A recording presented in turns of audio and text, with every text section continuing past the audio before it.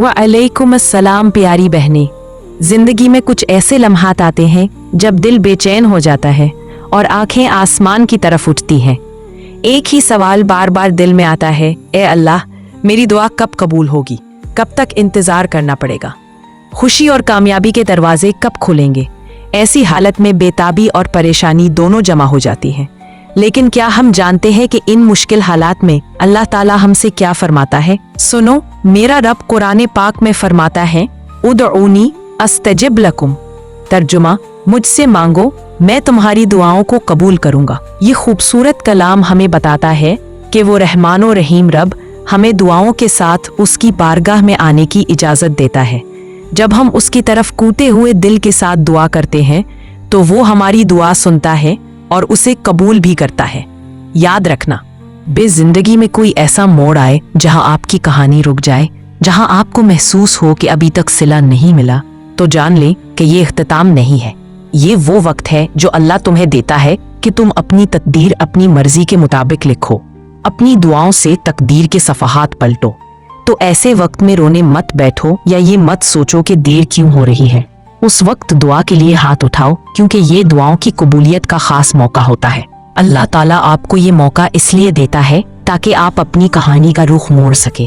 तो ज्यादा मत सोचो, एक बाब खत्म होने से पूरी कहानी खत्म नहीं होती। अभी भी वक्त है, सब कुछ आपके हाथ में है।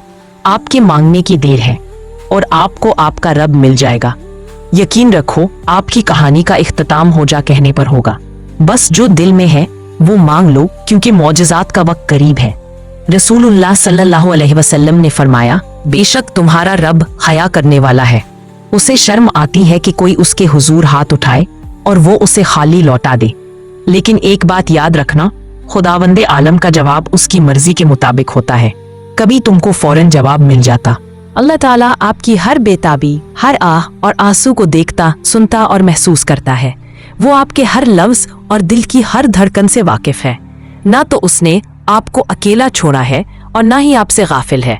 अगर आपकी दुआ अब कबूल होने में देर हो रही है तो यकीन रखें कि उसके पीछे उसकी कोई हिकमत होगी जो मुस्तकबिल में आपको समझ आएगी।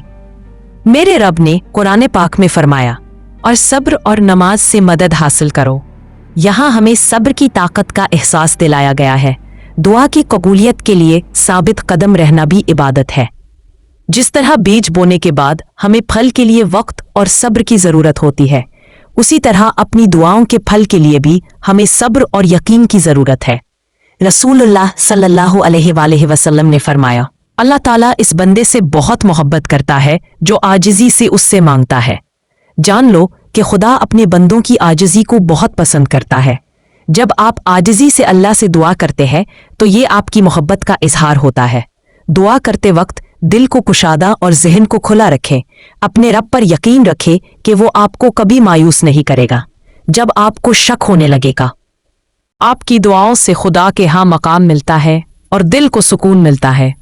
अगर आप अब भी बेचैन महसूस कर रहे हैं तो पढ़ें, हस्बुनल्लाहु व निअमल वकील। तर्जुमा, अल्लाह हमारे लिए काफ़ी है और वही बेहतरीन कारसाज है।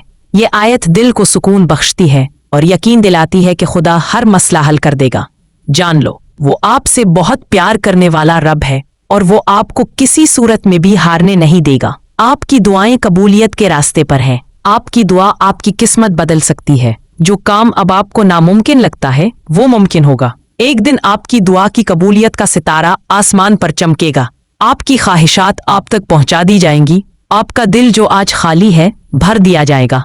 आपकी जिंदगी का अंधेरा रोशनी में बदल जाएगा इंशाअल्लाह। दोस्तों, हम तमाम नाजरीन और तबसरा करने वाली बहनों और भाइयों के लिए खुसूसी दुआ करते हैं और हमें पूरा यकीन है कि हमारा रब हमारी हर दुआ पर कबूलियत की मुहर लगाकर हम सब पर अपनी मेहरबानियों की बारिश करेगा इंशाअल्लाह। जज़ाकल्लाह।